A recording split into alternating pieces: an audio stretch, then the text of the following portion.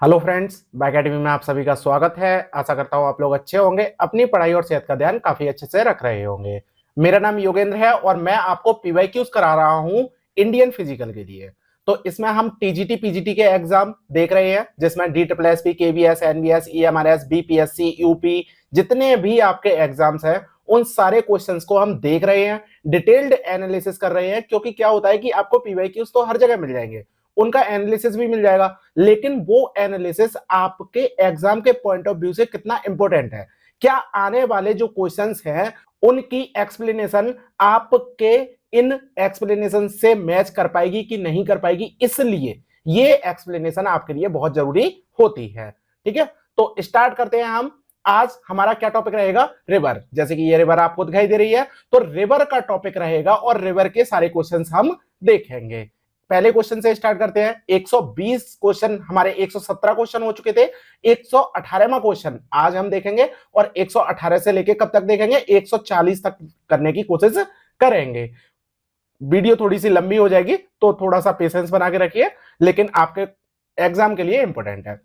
Which of the following tributaries of Indus join it in Kashmir region. अब देखिए यहां पर एक बोला गया है कश्मीर रीजन, तो पहले तो मैं ऐसे ही बताऊंगा, उसके बाद आप देख लेते हैं कि कौन से हैं।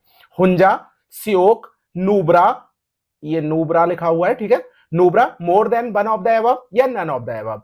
तो इसमें जो कश्मीर रीजन जो लिखा हुआ है ना, ये कश्मीर रीजन को आप इस तरह से मान के चलिए कि आपका लद्दाख और जम्मू कश्मीर ये सब एक ही है। ओके, फिर उसके बाद इस क्वेश्चन को करिए। आगे देखते हैं क्या है इसका क्वेश्चन का आंसर। तो यहां पर अगर हम देखें कि हुंजा, सियोक और नुब्रा क्या इंडस की ट्रिब्यूटरी हैं, तो इंडस की ट्रिब्यूटरी हम देख लेते हैं। ये आपको मैप दिखाई दे रहा होगा, इसमें आपको इंडस दिखाई दे रही है। ये आपकी कौन सी रिवर है? ये आपकी इंडस रिवर है, ठीक है। और इंडस रिवर में आपको ये सियोक दिखाई दे रही है, यहां से ये सियोक है आपकी, तो सियोक तो आपको यहां पे मिल गई। ये नुब्रा है आपकी, जो नुब्रा भी आपको मिल गई। यहां पर ये जास्कर है, तो जास्कर है। इसके बाद आपको ये गिलगित दिखाई दे रही होगी। तो ये रिवर हैं, ये क्या है? ये आपके इंडस की ट्रिब्यूटरीज है। तो पहले तो पॉइंट आपको ये याद रखना चाहिए जो आपको मिल रही है। इसके बाद आपको कौन सी रिवर और देखनी है? 5 रिवर और देखनी है। एक आपको सतलुज देखनी है, ब्यास देखनी है, चेनाब देखनी है, रावी देखनी है और झेलम देखनी है। ठीक है, ये हम आगे वाले क्वेश्चंस में कराएंगे। और बाकी का ये वाला क्वेश्चन आपका यहीं से हो जाएगा कि श्योक और नुब्रा, इंडस, ये सारी ही आपकी क्या है? इंडस की सहायक नदियां है। तो यहां पर क्या है? हुंजा, श्योक, नुब्रा तीनों ही मिल रही हैं, तो मोर देन वन एबव सही है। ओके, कोई दिक्कत तो नहीं है इस क्वेश्चन में। नुब्रा है ये, यहां पर मैं कर देता हूं। अब आपको समझ में आ गया कश्मीर रीजन का कोई प्रॉब्लम तो नहीं है, कश्मीर रीजन आपको भी समझ में आ गया। ओके, अगले क्वेश्चन पे चलते हैं। अब यहाँ पे ही मैं आपको डिटेल में एक मैप और दिखा देता हूँ। देखिए वो वाला मैंने छोटा सा दिखाया था, अब यहाँ पर आपको पूरा दिखाई दे रहा है। ये कहाँ जा रही है आपकी इंडस रिवर? ये अरेबियन सी में जा रही है, ठीक है, पाकिस्तान पे चली जाती है, पाकिस्तान के मिठानकोट के पास जाके ये अरेबियन सी में जाके मिल जाती है। तो इतना आपको पता होना चाहिए। Next question 119 question number. The largest tributary of India is Ravi, Beas, Jhelum या चेनाब। तो क्वेश्चन ये दिया हुआ है, मुझे देना पड़ा क्योंकि DSSB में ये क्वेश्चन आया था, ठीक है, 2018 में ये पेपर में आया था। लेकिन यहां पर जब क्वेश्चन आया तो उसमें क्या है? The largest tributary of India. क्या यहां पर किसी एक ट्रिब्यूटरी पर्टिकुलर किसी एक नदी की बात की जा रही है? नहीं की जा रही है ना। तो हमें सारी नदियों में सबसे बड़ी उसकी सहायक नदी के बारे में बात करनी है। और अगर हम बात करें गंगा की, ठीक है, गंगा की बात करें तो गंगा की एक ट्रिब्यूटरी है और वो क्या है? यमुना। यमुना है लार्जेस्ट, तो क्या है इसका आंसर? यमुना होगा। ना ही आपका रावी होगा, ना ही ब्यास होगा, ना ही झेलम होगा, ना ही चेनाब होगा। कहीं पर भी इसकी नदी की बात नहीं की जा रही है। लेकिन अगर इसमें पूछ लिया जाता यहां पर सबसे बड़ी की जगह पर भारत की ना लिखकर अगर इससे पूछ लिया जाता सिंधु की सबसे बड़ी, ठीक है, सिंधु की सबसे बड़ी, इंडस की सबसे बड़ी सहायक नदी है, तब आपको कहीं इस पेपर में यहां पर आपको दिखता कि कौन सी नदी है जो सबसे बड़ी है। आपको चेनाब दिख रही होगी। चेनाब यहां से अगर आप देखें तो ये चेनाब कितनी बड़ी है, यहां पर ये आपको दिखाई दे रही होगी, ठीक है। और सतलुज आपको दिखाई दे रही है यहां पर, ये कितनी बड़ी है। तो ये अलग क्वेश्चन बन जाता। अब समझ में आया कि किस तरीके से ये क्वेश्चन है जो गलत आपको दिखाई दे रहा है कि सतलुज इसमें आंसर नहीं दिया गया है। अगर सिंध की भी बात की जाती तो सतलुज होता, तो सतलुज भी नहीं है। लेकिन इन सब में अगर बात की जाए तो चेनाब आपको बड़ी दिखाई देगी। अगर केवल इन्हीं ऑप्शंस में देखा जाए तब आपको चेनाब बड़ी दिखाई देगी, बाकी का ये क्वेश्चन गलत है। तो अब आपको ट्रिब्यूटरीज भी देखनी चाहिए, तो ये ट्रिब्यूटरीज हैं जो आपको पता होनी चाहिए, जैसे गंगा है और लेफ्ट साइड से कौन सी मिल रही है, राइट साइड से कौन सी मिल रही है, तो ये आपको ट्रिब्यूटरीज याद करनी है। सारा आपको पीडीएफ में मिल जाएगा, कोई दिक्कत नहीं आएगी। अगले क्वेश्चन पे चलते हैं, 120 क्वेश्चन नंबर। रेचन दोआब किसके बीच स्थित है? गंगा यमुना, रावी चेनाब, झेलम चेनाब, झेलम इंडस और चेनाब। इनमें बताना है आपको कि रेचन दोआब क्या है। अब दोआब क्या होता है? दो नदियों के बीच का स्थान, जो दो नदियों से सिंचित होता है उसे हम क्या कहते हैं? दोआब कहते हैं। तो यही बताना है हमें, रेचन दोआब किससे बनेगा। तो अगर आपने इंडस के दोआब देखे हों, इंडस की सहायक नदियों के जो दोआब हैं वो क्या है, वो नदियों के नाम से ही बने हुए हैं। जैसे मैं मैप दिखाता हूं, अब इसमें आपको दिखाई दे रहा होगा, ये क्या है, ये आपको इंडस रिवर दिखाई दे रही है और यहां पर आपको झेलम दिखाई दे रही है। तो इससे आपका क्या बन गया? सिंध सागर दोआब। और झेलम, और अगर हम इसकी बात करें चेनाब की, तो क्या बन जा? झेच दोआब बनेगा, ठीक है। और चेनाब और रावी की बात करें तो रेचन दोआब आपको मिलेगा। अगर आप रावी और ब्यास की बात करें तो बारी आपको दोआब देखने को मिलेगा। और यहीं पर ब्यास और सतलुज की बात करें तो आपको बिष्ट दिखाई देगा। तो ये सारे दोआब आपको पता होने चाहिए, ठीक है। तो अब कोई दिक्कत तो नहीं आएगी आपको, बस यही आपको याद रखना है। तो यहां पर रेचन दोआब आपको कहां मिल रहा है? ये मिल रहा है चेनाब और रावी के बीच में, तो यही आपका आंसर हो जाएगा, चेनाब और रावी। ये आपका बी ऑप्शन आपका सही हो जाएगा। तो अब आपको समझ में आ गया ना, गंगा यमुना के बीच का अगर आप देखें तो यहां पर आपको अवध वाला जो दोआब है वो आपको दिखाई देगा, ठीक है। झेलम और चेनाब का देख लिया हमने, झेलम सिंध चेनाब का सबका देख लिया हमने, कोई दिक्कत तो नहीं है। अगले क्वेश्चन पे चलते हैं, 121 नदियों और उनकी उत्पत्ति के बारे में कौन सा गलत है। अब इसमें देखना है कि गलत कौन सा है। अब थोड़ा सा भी अगर आपको यह पता हो कि उत्पत्ति का स्थान, मैंने आपसे बोला था कि कोई सी नदी अगर आप पढ़ रहे हैं तो नदी में आपको क्या देखना है, एक तो आपको देखना है, मैं अब आपको बता रहा हूं। जैसे पहला क्वेश्चन देखना है आपको, एक नदी है, सो सबसे पहले ये देखना है कि इसका उत्पत्ति का स्थान कहां है, ठीक है।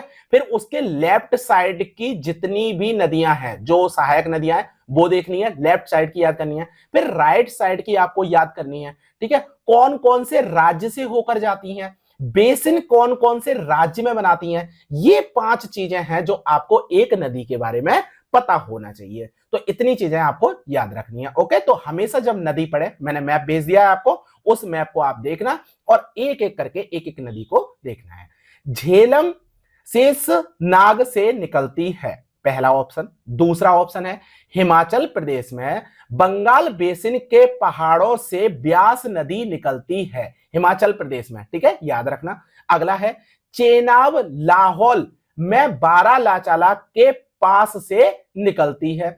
अगला सतलुज मानसरोवर झील के पास से निकलती है। मतलब उत्पत्ति के स्थान के बारे में यहां पर बात की जा रही है। तो एक एक करके हम देखेंगे। अगर हम बात करें झेलम की, तो झेलम आपको कहां दिखाई देगी, ये है आपका झेलम।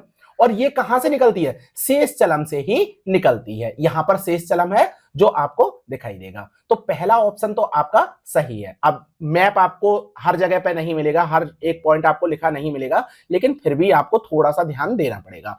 अगर बात करें ब्यास नदी की, तो हिमाचल प्रदेश के बंगाल बेसिन से निकलती है।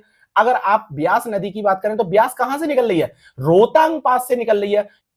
तो कहां से निकल रही है? रोहतांग पास से निकल रही है। इसका मतलब यही ऑप्शन गलत हो जाता है और गलत होने की वजह से यही आपका सही हो जाता है इस क्वेश्चन का आंसर। आगे देखते हैं, जो चेनाब है वो बारालाचाला पास से निकलती है, ये बिल्कुल सही है। जो चेनाब है वो बारालाचाला पास से निकलती है और सतलुज है वो मानसरोवर लेक से निकलती है। तो तीनों ही ऑप्शन आपके ये वाले ये सही हैं, राइट हैं, लेकिन ये वाला आपका गलत है, जिसकी वजह से आपका आंसर क्या हो जाता है? बी आंसर आपका हो जाता है। समझ में आया?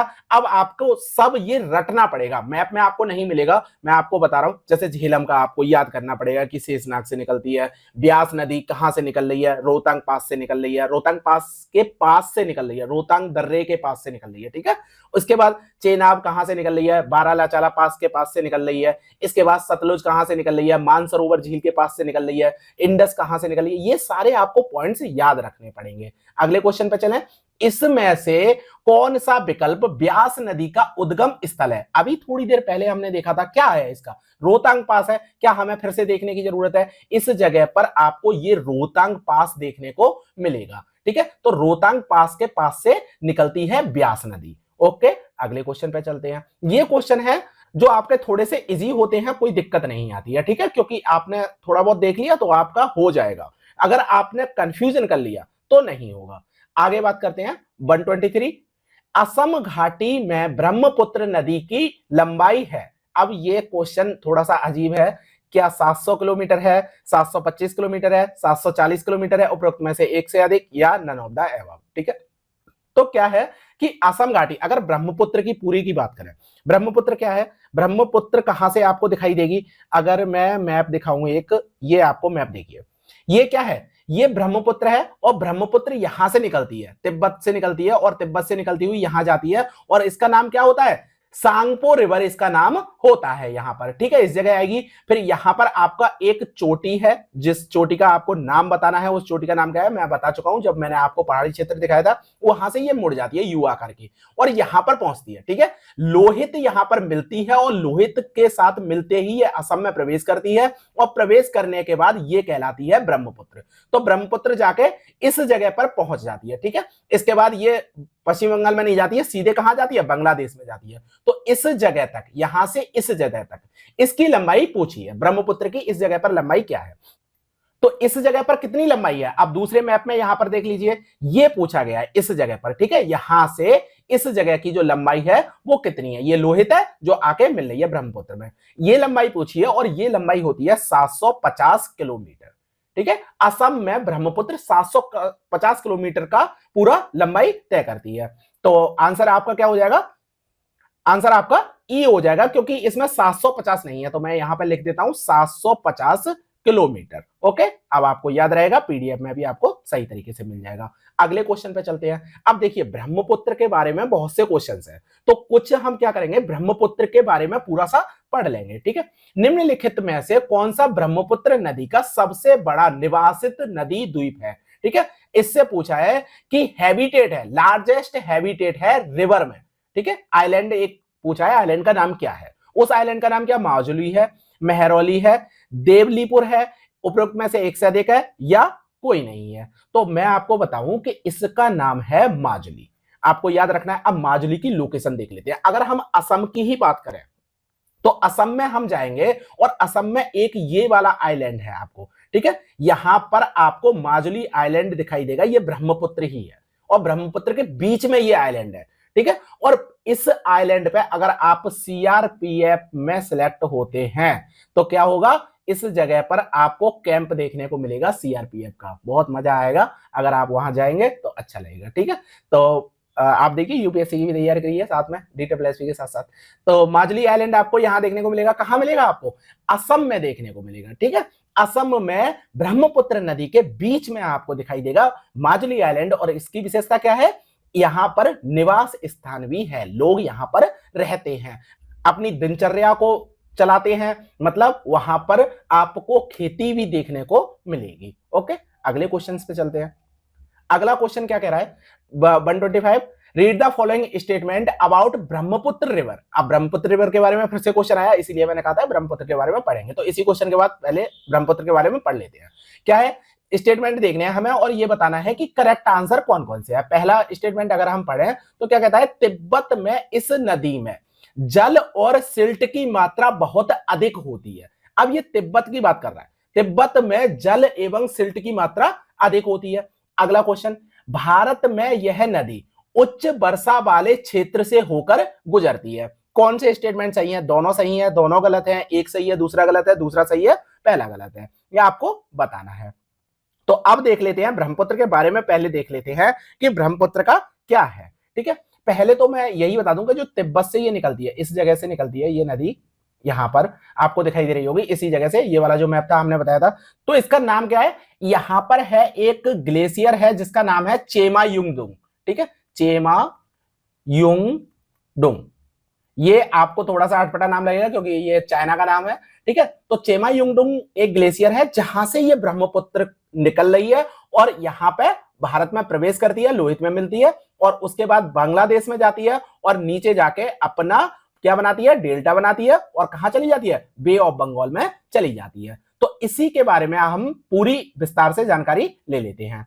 क्या है इसके बारे में, देखिए ब्रह्मपुत्र रिवर के बारे में बताया गया है कि मीनिंग क्या है, इसका मीनिंग है सन ऑफ ब्रह्मा। ओके, और ये कहां से निकल रही है, इसका सोर्स क्या है, चेमा युंगडुंग ग्लेशियर है जो कहां पर है, साउथ वेस्ट तिब्बत में है, साउथ वेस्ट तिब्बत में है, ये हमने अभी देखी था लोकेशन में। ठीक है, और ये वाला जो सोर्स है, मतलब ये वाला जो ग्लेशियर है, तो आपको, अगर आपने देखा होगा यहां पर जो रिवर है, इस जगह पर ही आपको कैलाश का मानसरोवर दिखाई देगा। तो इंडस रिवर और झेलम रिवर जो जहां से निकल रही है, इसके पास ही है, बिल्कुल पास ही है चेमा युंगडुंग। ओके, तो ये भी आपको याद रखना है। और ये जो आपको मानसरोवर लेक दिखाई देगी, तो मानसरोवर लेक और ब्रह्मपुत्र के बीच में एक दर्रा है जिसका नाम क्या है, मारियम।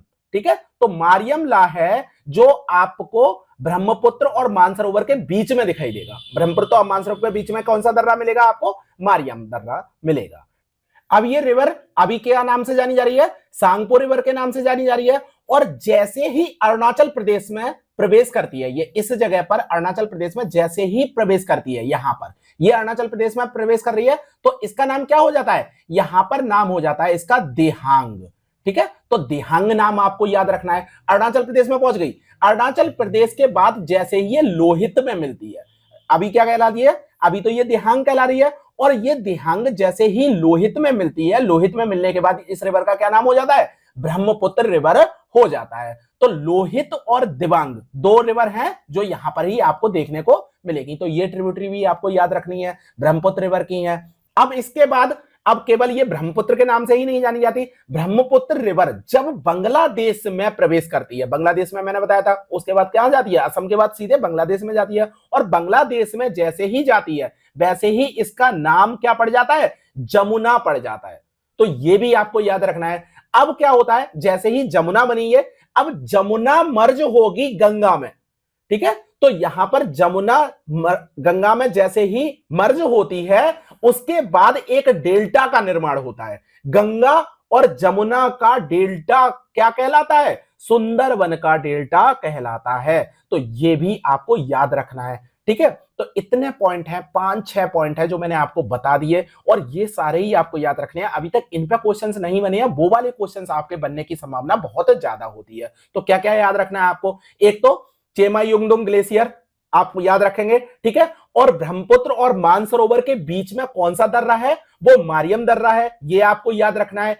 अभी आपको क्या दिखाई दे रही है, अभी आपको सांगपो रिवर दिखाई दे रही है जो तिब्बत से निकल रही है, और तिब्बत से निकलकर कहां जा रही है, आपके अरुणाचल प्रदेश में जा रही है। अरुणाचल प्रदेश में जैसे ही प्रवेश करती है वैसे ही इसका नाम क्या हो जाता है, देहांग हो जाता है। और देहांग में दो ट्रिब्यूटरी आपको दिखाई देंगी, कौन कौन सी, लोहित और दिबांग दिखाई देगी।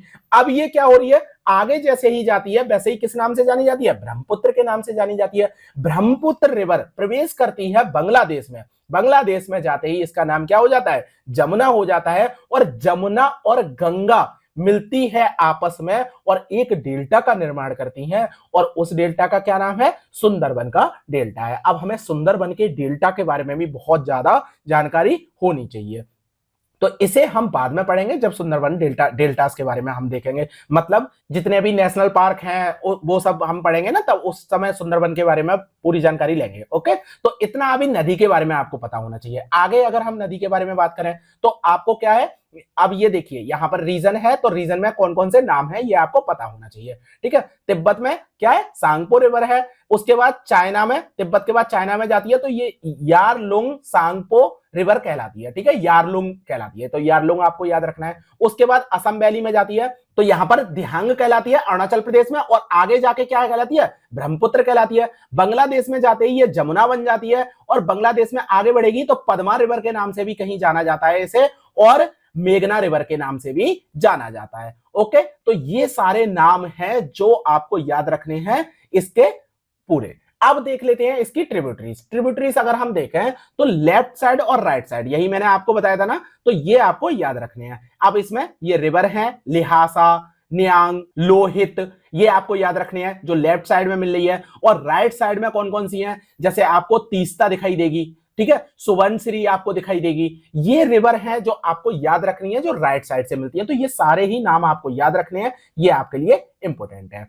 आगे बढ़ते हैं। अब तो कोई दिक्कत नहीं है, पूरा ही आपको ब्रह्मपुत्र के बारे में पता चल गया। ये ब्रह्मपुत्र है और ये आपकी रिवर है जो मैंने आपको बता दी। दिबांग आपको मैंने बताया था, तो दिबांग आपको यहां मिलेगी, लोहित आपको यहां मिलेगी, ठीक है, सुवर्णश्री आपको यहां मिलेगी। इसके बाद अगर आप बात करें तो तीस्ता रिवर आपको यहां मिलेगी। क्या तीस्ता रिवर भारत में प्रवेश करके भारत में ही ब्रह्मपुत्र में मिल जाती है क्या?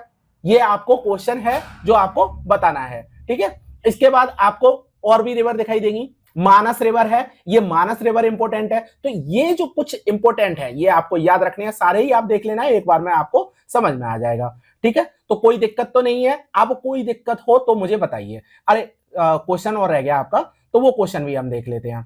अब क्या हो रहा है कि ये वाली जो रिवर है, मैंने ये और बताना भूल गया, इस रिवर के बारे में अगर हम बात करें तो यहां पर क्या है कि यहां पर तो ये गॉर्ज में बहती है, ठीक है, गॉर्ज में बहती है, कोई दिक्कत नहीं है। जैसे ही ये यहां पर आती है, नवीन बलित पर्वत से होते हुए यहां पर आती है, तब यहां पर क्या होता है, यहां पर बारिश बहुत अधिक हो रही होती है। और भारत में प्रवेश करने के बाद इसमें गाद, मिट्टी, ठीक है, ये चीजें आ जाती हैं। तो क्या अभी जब ये सांगपो रिवर थी तो सांगपो रिवर लेकर आ रही है गाद, सिल्ट? नहीं लेके आ रही है ना। तो इस वजह से जो पहला ऑप्शन है वो आपका गलत हो जाता है। तिब्बत में इस नदी में जल में सिल्ट की मात्रा अधिक नहीं होती है। लेकिन भारत में जो नदी उच्च वर्षा वाले स्थान से होकर गुजरती है, यहां पर कहां है आपको वर्षा का क्षेत्र अगर हम देखें तो ये वाला वर्षा का क्षेत्र बहुत ज्यादा है। और ये तो आपको पता ही होगा सबसे ज्यादा बारिश कहां होती है, मेघालय वाले रीजन में आपको दिखाई दे रहा होगा, गारो खासी जयंतिया, जहां पर बहुत ज्यादा बारिश होती है। तो ये वाला जो पूरा रीजन है, नॉर्थ ईस्ट का रीजन है, यहां बहुत ज्यादा बारिश होती है। बारिश होती है तो ये मिट्टी लेकर आती है, ठीक है, गाद लेके आएगी। और गाद लेके आने की वजह से ही इसका रास्ता अवरुद्ध हो जाता है। और ये क्या करती है, कहीं बाढ़ लेके आएगी, रास्ता बदलेगी, अपना रास्ता बदलती रहती है। ब्रह्मपुत्र नदी हमेशा अपना रास्ता बदलती रहती है और बाढ़ की खतरे सामने आते रहते हैं। इसी वजह से कहा जाता है कि जो नॉर्थ ईस्ट रीजन है, बारिश होने की वजह से बाढ़ के खतरे बहुत बढ़ते हैं। और उसका कारण क्या है, ब्रह्मपुत्र में गाद बहुत अधिक हो जाती है, सिल्ट बहुत अधिक हो जाता है और वो जमा हो जाता है, जिसकी वजह से रास्ता अवरुद्ध होने की वजह से रास्ता बदलती है ब्रह्मपुत्र और यहां पर बाढ़ लेकर आती है।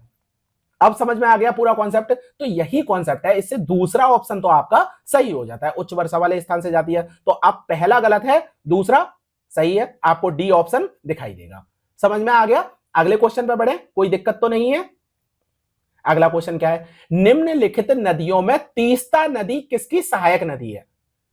अब क्या आपको कराने की जरूरत है, अभी थोड़ी देर पहले ही मैंने मैप दिखाया था तो आपको तीस्ता दिखाई, और तीस्ता किस में जा रही है, ब्रह्मपुत्र में जा रही है। तो आपको सीधे आपको ऑप्शन और पढ़ना ही नहीं है, ब्रह्मपुत्र। इसीलिए मैंने आपको बताया ना कि आपको मैप बहुत अच्छे से देखना है। और ये आपको तीस्ता रिवर आपको दिखाई दे रही है। अगर आप इस तरह से छोटी छोटी चीजें देखते जाएंगे, आपको बहुत सेकंड भर में 10 सेकंड में आप क्वेश्चन कर ले जाएंगे और आपको दिक्कत नहीं आएगी DTPLSV के एग्जाम में। ओके, अगला क्वेश्चन देखते हैं। ब्रह्मपुत्र नदी का उद्गम कहां से होता है? अब आपको याद करने की जरूरत है। अब तो आपको याद होगा, चेमायुंगडुंग ग्लेशियर कहां पर है आपका? अगर आप बात करें तिब्बत के साउथ में, तो तिब्बत के साउथ में आपको मिल जाएगा चेमायुंगडुंग ग्लेशियर, ठीक है। अगले क्वेश्चन पे चलते हैं। अब ये क्वेश्चन तो आ गया, अब बाकी की जो इन्फॉर्मेशन मैंने दी थी वो वाली इन्फॉर्मेशन आपको पता होनी चाहिए। चेमायुंगडुंग ग्लेशियर आपको यहां मिल जाएगा। अगले क्वेश्चन पे बढ़ते हैं। अगला क्वेश्चन क्या है, Gangotri glacier is situated in which state UT of India? क्या उत्तराखंड है, सिक्किम है, हिमाचल प्रदेश, जम्मू एंड कश्मीर? तो गंगोत्री ग्लेशियर, अब ये किसके बारे में बात करने लगा, अब इसने ब्रह्मपुत्र छोड़ दिया, ठीक है। अब इंडस के बारे में क्वेश्चन आए थे, फिर ब्रह्मपुत्र के बारे में आ रहे हैं, अब गंगा के बारे में आ रहे हैं, ठीक है। तो गंगा के बारे में भी हम थोड़ा सा पढ़ लेंगे, ओके, आज की क्लास में।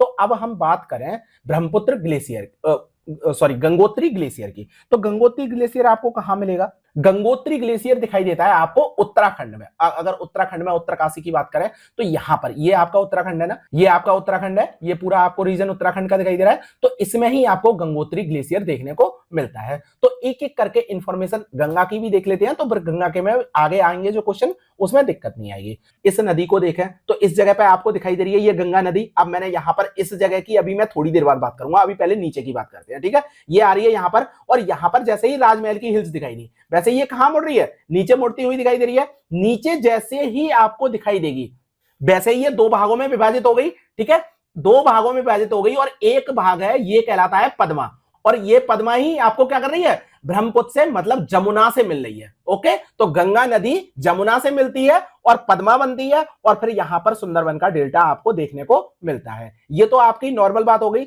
अब यहां की बात करते हैं, इस जगह पर कौन कौन से जो दो भाग मिलकर बनते हैं, जैसे देवप्रयाग, कर्णप्रयाग, तो ये 5 पॉइंट मैंने बताए थे, इन 5 पॉइंट के बारे में बात कर रहे हैं। तो देवप्रयाग है, आपको याद रखना है, बहुत अच्छे से याद रखना है। देवप्रयाग क्या करता है, देवप्रयाग भागीरथी और अलकनंदा दोनों नदियां कहां मिलेंगी आपको, देवप्रयाग में मिलेगी। रुद्रप्रयाग में कौन कौन सी मिलेगी, एक तो मंदाकिनी मिलेगी और दूसरी अलकनंदा मिलेगी।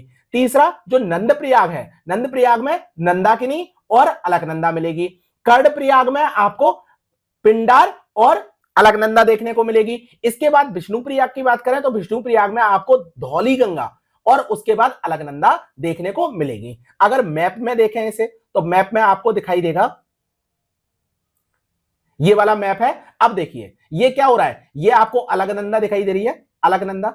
अब ये अलकनंदा में कहां कहां कौन कौन सी रिवर मिल रही है, पहले आप देखिए धौली गंगा, ये कहां मिल रही है आपको, विष्णुप्रयाग में देखने को मिल रही है। इसके बाद ये आपको नंदाकिनी देखने को मिल रही है, नंदाकिनी कहां मिल रही है आपकी, नंदप्रयाग में मिलेगी। इसके बाद जो पिंडार है वो कहां मिलेगी, कर्णप्रयाग में मिलेगी। इसके बाद जो मंदाकिनी है, मंदाकिनी कहां मिल रही है, ये आपके रुद्रप्रयाग में मिल रही है। और जो भागीरथी है, भागीरथी कहां मिल रही है आपकी, देवप्रयाग में मिल रही है। देवप्रयाग के बाद ये जो प्रॉपर नाम है, ये गंगा यहां से निकल के जाती है। अब समझ में आ गया। और भागीरथी का ही जो ग्लेशियर है गंगोत्री, इसे ही मेन रिवर माना जाता है। ओके, तो ये भी आपको याद रखना है। यहीं पे आप देखिए जो यमुना रिवर है वो कहां से निकलती है, यमुनोत्री से निकलती है, तो ये भी पॉइंट आपको याद रखना है। तो इतना है आपको गंगा रिवर के बारे में पता होना चाहिए। ये देख लिया हमने। इसके बाद अगर जो थोड़ी सी इंफॉर्मेशन है ये भी आपको पता होना चाहिए। अगर गंगा ब्रह्मपुत्र डेल्टा के बारे में अगर हम देखें तो ये आप पढ़ लेना, ये भी इंपॉर्टेंट है। आगे बढ़ते हैं अगले क्वेश्चन पे। तो इससे आपको पता चल गया क्वेश्चन का आंसर क्या होगा। इसमें क्वेश्चन का आंसर आपको सीधे सीधे उत्तराखंड मिल जाएगा। तो उत्तराखंड में ही है ना, देवों की भूमि उत्तराखंड क्यों कहलाती है, क्योंकि यहां से ही आपको दिखाई दे रही है, निकल रही है गंगा रिवर, और यमुना रिवर यहां से निकल रही है, इसीलिए देवों की भूमि कहलाती है। यहाँ कर्णप्रयाग, देव कर्णप्रयाग, रुद्रप्रयाग, ठीक है, ये चीजें आपको देखने को मिलेंगी। तो अगले क्वेश्चन पे चले, कोई दिक्कत नहीं है ना। क्वेश्चन जो लेंदी है उस क्वेश्चन को भी आप देखिए। अलकनंदा और पिंडार नदियों के संगम स्थान से बना स्थान क्या है। अब एक क्वेश्चन आ गया अलकनंदा और पिंडार का, तो क्या और भी नहीं आ सकते, रुद्रप्रयाग, कर्णप्रयाग, देवप्रयाग, विष्णुप्रयाग, इन पे भी क्वेश्चन आने चाहिए। तो ये भी सब इंफॉर्मेशन आपको पता होनी चाहिए, कौन कौन सी रिवर कहां कहां मिल रही है। तो इसमें आपको बहुत अच्छे से आप याद रखना। क्या पूछ रहा है ये, अलकनंदा के बारे में पूछ रहा है। तो अलकनंदा कहां मिल रही है, कहां मिल रही है, पिंडार से। तो अलकनंदा पिंडार से, पिंडार गंगा के बारे में बात करें कहां मिल रही है आपको, कर्णप्रयाग में देखने को मिल रही है। बस इसी तरीके से आपको याद रखना है। मंदाकिनी के बारे में पूछे, नंदाकिनी के बारे में पूछे, धौलागिरी के बारे में पूछे, ब्रह्मपुत्र के बारे में पूछे, तो आपको ये सारे पता होने चाहिए ना। तो सब आप पता कर लीजिए, कर्णप्रयाग इसका डायरेक्ट आंसर हो जाएगा। समझ में आया। अगले क्वेश्चन पे चलें, कोई दिक्कत तो नहीं है। अगले क्वेश्चन पे चलते हैं।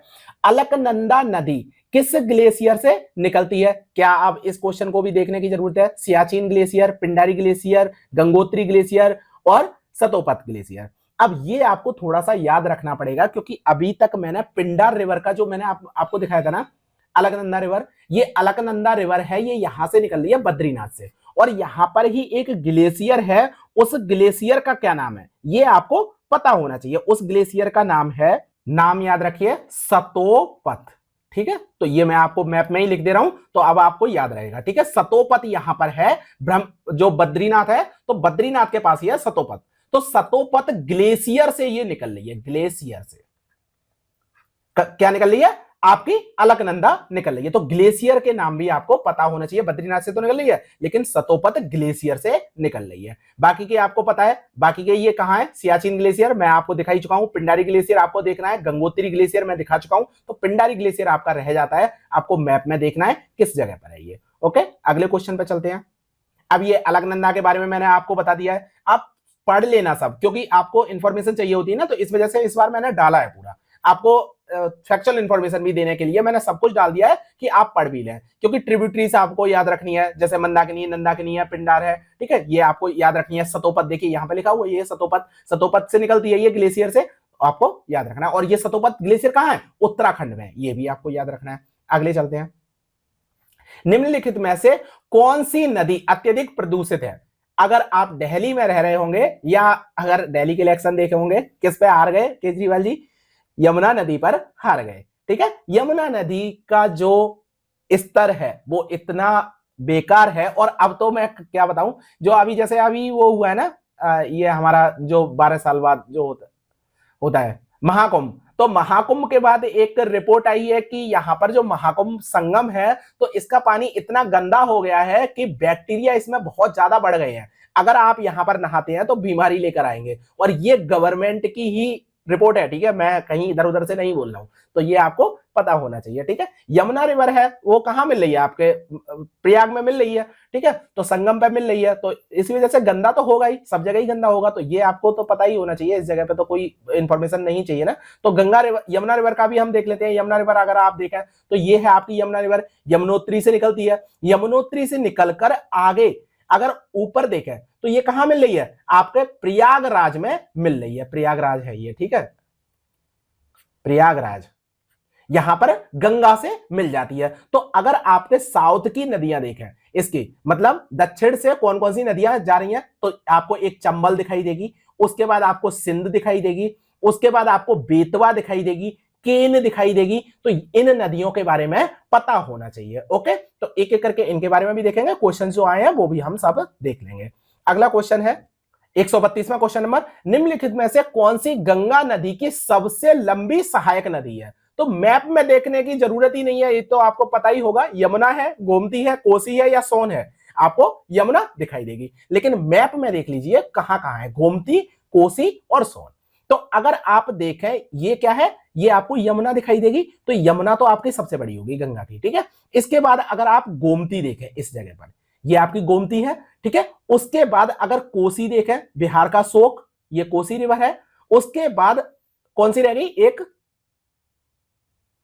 सोन, तो सोन रिवर आपको दिखाई देगी नीचे इस जगह पर, ये सोन रिवर है, ये आपके साउथ से मिल रही है, तो सोन रिवर भी। इसके बाद अगर आप गंडक देखें तो गंडक भी आपको यहां पर मिलेगी, घाघरा आपको यहां पर मिलेगी। तो इन नदियों के नाम भी आपको पता होने चाहिए, ठीक है। तो अगर मैं आपको बना दूं कि किस कौन कौन सी आपको पढ़नी है, एक तो यमुना आपको पढ़नी है, ठीक है, गंगा की सहायक नदियों के बारे में बात कर रहा हूं, गोमती पढ़नी है, उसके बाद घाघरा पढ़नी है, किस जगह पर ये मिल रही है, गंडक। अब सीक्वेंस याद रखना है आपको, ऐसे करके याद रखना, आपको पूर्व से पश्चिम की ओर सबसे पहले कौन सी नदी मिलेगी, आपको गोमती मिलेगी, फिर घाघरा मिलेगी, फिर गंडक मिलेगी, फिर कोसी मिलेगी, ठीक है। अब क्या करता है ये, बीच में कभी कभी ये और पूछ लेता है कि जैसे सोन नदी है, ठीक है, सोन नदी, तो आपसे पूर्व पश्चिम अगर मिलाएंगे तो आप केवल उत्तर की नदियां नहीं देखेंगे, नीचे की भी देखेंगे। तो गोमती, घाघरा, सोन, गंडक, कोसी, इस तरह से आपको याद रखना है, कोई दिक्कत तो नहीं आएगी ना। तो ये भी आपको सीक्वेंस में याद रखना है। अगले क्वेश्चन पे चलते हैं। अगला क्वेश्चन आपको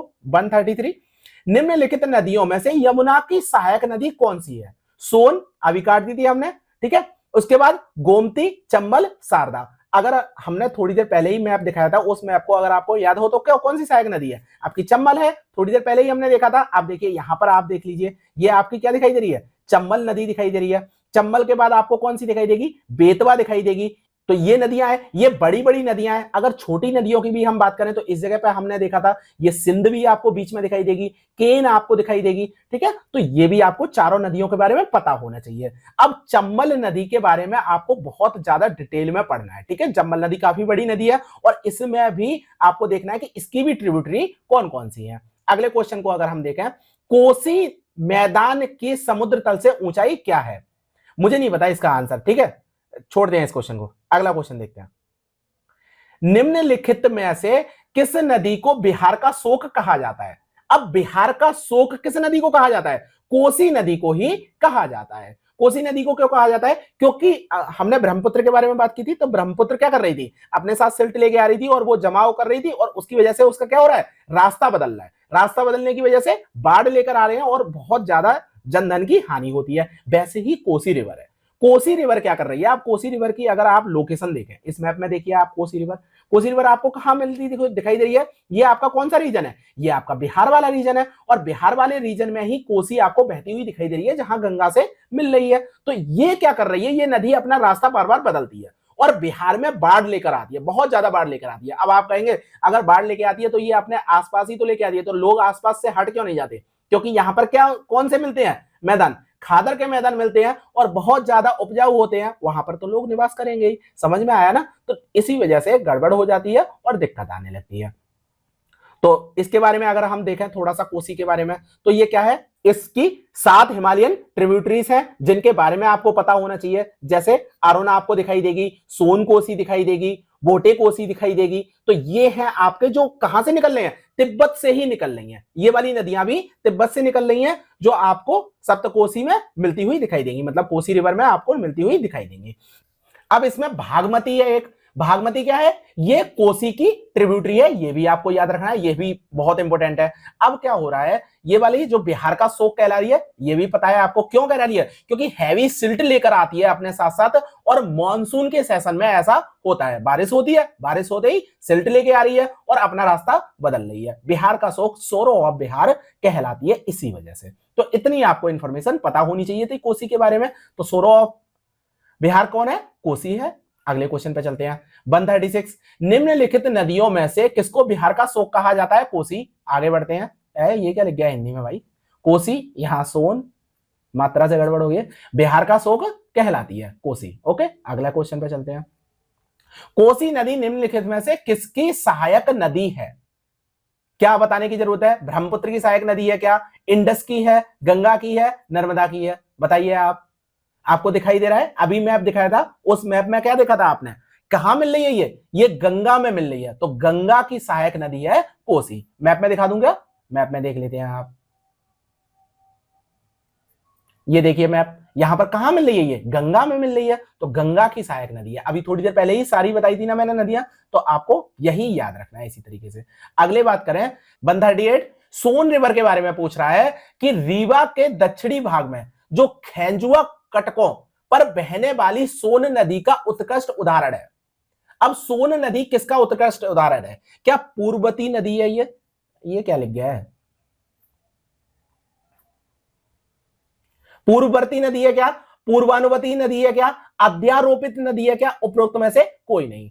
अब ये क्वेश्चन थोड़ा सा कॉन्सेप्चुअल हो जाता है, ठीक है। अब आपको यही नहीं पता होगा कि पूर्ववर्ती नदी क्या होती है, पूर्वानुवर्ती नदी क्या होती है, या अध्यारोपित नदी क्या होती है। अगर ये पता होगा तभी आप इस क्वेश्चन को कर पाएंगे, वरना इस क्वेश्चन को नहीं कर पाएंगे। तो अभी मैं इसका डायरेक्ट आंसर बता दूं तो आप थोड़ा सा पेशेंस रखेंगे। जब हम थ्योरी की क्लास लेंगे तो उसमें ये वाला मैं करा दूं, कोई दिक्कत नहीं है ना। तो अगर आपको लगता है कि ये अभी कराना चाहिए तो एक क्लास हम बीच में ही बना देंगे, ठीक है। नदी के बारे में सब कुछ बता देंगे कि पूर्ववर्ती अनुवर्ती क्या नदी होती है, अध्यारोपित नदी कौन कौन सी होती है, कितने प्रकार की है, तो सब देख लेंगे। अभी मैं बता रहा हूं अध्यारोपित नदी ये होती है। बाकी की जो भी नदियां हैं सब मैं बताऊंगा कि जैसे आपको पेड़ के आकार की जो वो होते हैं, जो बनाते हैं, बहाव बनाते हैं, तो ये भी पता होना चाहिए, ठीक है। और किस किस तरह के बहाव होते हैं वो सारे आपको पता होना चाहिए। सोन रिवर के बारे में मैंने दे दिया है, जितना भी आपको पढ़ना है। अब देखिए जैसे राइट लेफ्ट ये आपकी ट्रिब्यूटरीज हैं सोन नदी की सारी, तो ये भी आपको थोड़ा सा याद रखना है। अगले क्वेश्चन पे चलते हैं। अगला क्वेश्चन क्या है? चंबल नदी निम्नलिखित राज्यों के किस समूह से होकर गुजरती है? यही मैंने बताया था कि पास किससे कर रही है, कौन कौन से स्टेट से पास कर रही है, ये भी आपको पता होना चाहिए। तो जब भी आप किसी भी नदी के बारे में पढ़े तो ये भी चीजें देख लीजिए। तो चंबल नदी के बारे में बात की जा रही है। उत्तर प्रदेश, गुजरात, मध्य प्रदेश, उत्तर प्रदेश, मध्य प्रदेश, राजस्थान, उत्तर प्रदेश, मध्य प्रदेश, छत्तीसगढ़ और राजस्थान, मध्य प्रदेश, बिहार। अब यहां से ही अगर आप देखें तो आपको कुछ चीजें दिखाई दे रही होंगी। जैसे बिहार में कैसे जा सकती है? अगर चंबल नदी थोड़ी सी भी, आप सोचिए, मैं आपको मैप नहीं दिखा रहा हूं, मैप दिखाने से पहले ही इमेज करें, आप अपने दिमाग में इमेज बनाइए, ठीक है। क्या है? बिहार से निकल के जाएगी क्या? छत्तीसगढ़ में जाएगी क्या? तो बिहार और छत्तीसगढ़ तो बिल्कुल सीधे सीधे काट दीजिए। अब बचे 2 ऑप्शन। अब खेलेंगे हम 50-50 में कि कौन सा आपका सही हो सकता है। तो यहां पर आप देखिए उत्तर प्रदेश, गुजरात, मध्य प्रदेश, उत्तर प्रदेश, मध्य प्रदेश और राजस्थान। अब आपने बीच में कहीं यहां पर नदी देखी थी जो आपको कहां मिल रही है, आपके यमुना में मिल रही है, और आपका गुजरात कहां पड़ रहा है, इस जगह पे गुजरात पड़ रहा है। तो क्या गुजरात में जा सकती है ये नदी? गुजरात में नहीं जा सकती, तो गुजरात वाला भी हम काट देंगे। इस तरीके से अगर आपको नहीं भी पता है, लोकेशन सारे नहीं पता है, तो आप इस तरीके से कर ले जाएंगे ना। क्वेश्चन को क्या करते हैं हम क्वेश्चन को काटना शुरू कर देते हैं कि मान लीजिए कि हमें सही आंसर नहीं पता, लेकिन हमें ये तो पता है कि ये तो गलत होगा, इस तरीके से करते हैं। अब इसका देख लेते हैं। अगर मैप देखें तो यहां पर ये है रिवर, ठीक है, ये चंबल रिवर है, ये ऊपर जाती है और ऊपर जाती हुई कहां जाती है, इस जगह पे जाके फिर ये यमुना में मिल जाती है। ये आपको यमुना है, ये यमुना है, ये आपकी चंबल है।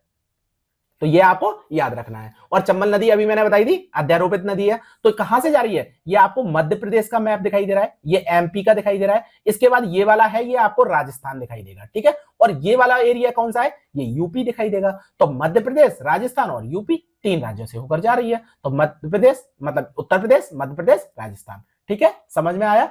अगले क्वेश्चन पे चलते हैं। अब देखिए यहां पर मैंने एक मैप दिया है, ये आपको थोड़ा सा याद रखना है, ठीक है।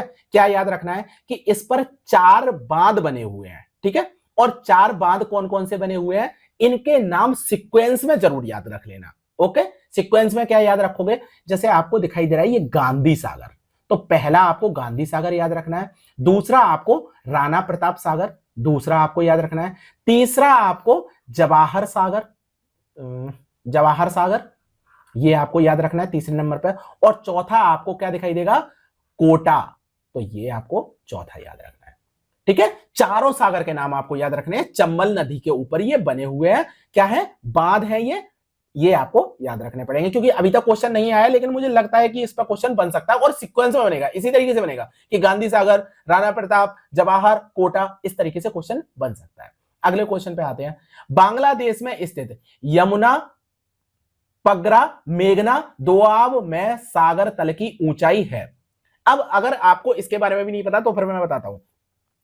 देखिए जैसे अगर बांग्लादेश के पास हम चले जाएं, नीचे चले जाएं, तो यहां पर क्या हो रहा है, यहां पर आपको क्या दिखाई देगा, यहां आपको दिखाई देगा डेल्टा, डेल्टा दिखाई देगा ना। और डेल्टा की ऊंचाई कितनी होती है, डेल्टा में एक तो क्या होता है, डेल्टा का मतलब होता है बहाव, जो उसका बहाव है वो बिल्कुल लो हो जाएगा, नदी का बहाव बिल्कुल लो हो जाएगा, तभी तो वहां पर क्या हो रहा है, वहां पर तलछट जमाव हो रहा है, मतलब सिल्ट का जमाव हो रहा है, यही आपको देखने को मिल रहा है। और नदियां क्या हो रही हैं, नदियां विखंडित हो रही हैं, ये आपको दिखाई देगा डेल्टा में।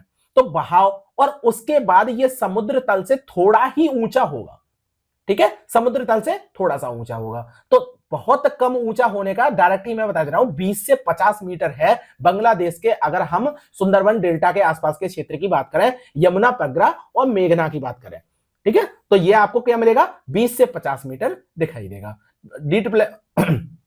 बीपीएससी में क्वेश्चन आया है तो आपको देख लीजिए, इसी तरीके की फैक्चुअल इंफॉर्मेशन देखने को मिलती है। और इस तरीके के क्वेश्चन ही यहां पर क्यों मिले हैं, बिहार के शौक के क्वेश्चन मिले हैं, क्योंकि बिहार का स्टेट का एग्जाम है ना, तो स्टेट वाले कुछ चीजें भी आपको पूछ ली जाती हैं, तो उस पर इतना आपको ज्यादा माइंड नहीं लगाना है कि अरे इस तरह के क्वेश्चन क्या हमारे डीटीपीएससी में आ जाएंगे, नहीं, इस तरीके के क्वेश्चन आपके डीटीपीएससी में नहीं आएंगे। अगले क्वेश्चन पे बात करते हैं। चंबल नदी के अपवाह तंत्र का प्रकार है, कौन सा प्रकार है, आपको ये है आपका होमवर्क, आपको कमेंट सेक्शन में बताना है, कमेंट सेक्शन में इसका आंसर क्या है, कैसे करके बताना है, 141, और यहां पर आपको बताना है ए बी सी डी, क्या है इसका आंसर, ठीक है। अभी मैं बता देता हूं कि ये डी भी नहीं होगा और ई भी नहीं होगा, अब आपको बताना है, ठीक है, ए बी सी में से बताना है कि कौन सा है। मैं बता चुका हूं। तो आज की क्लास में इतना ही रखते हैं। अगर क्लास पसंद आ रही है तो लाइक करिए, लोगों के साथ शेयर जरूर कीजिए। और देखिए इस बार मैंने कोशिश की है कि थोड़ी सी आपको फैक्चुअल इन्फॉर्मेशन भी आपको लिख के दे दूं, जिससे आप थोड़ी सी थ्योरी पढ़ भी लें, क्योंकि केवल इतना ही नहीं कि हम क्वेश्चन कर ले जा रहे हैं, और इसके अलावा भी कुछ आपको पढ़ना है, क्योंकि आपको मजा आता है ना थोड़ा सा कंटेंट इकट्ठा करने में, सर ये भी दे दो, ये भी दे दो, ये भी दे दो, तो आप लीजिए थोड़ा सा और लीजिए कंटेंट, ठीक है। पीडीएफ आपको मिली जाएगी, पीडीएफ में आप पढ़िए, मजा आ रहा है, वीडियो को लाइक जरूर कीजिए। अगर लाइक नहीं करके जा रहे हैं तो थोड़ा सा रीच कम हो रही है यूट्यूब की, तो ये चीजें सही नहीं है ना, तो इतनी मेहनत कर रहा हूं। ओके, तो बस इतना ही, ठीक है, जाइए, और क्या है, बंद करिए।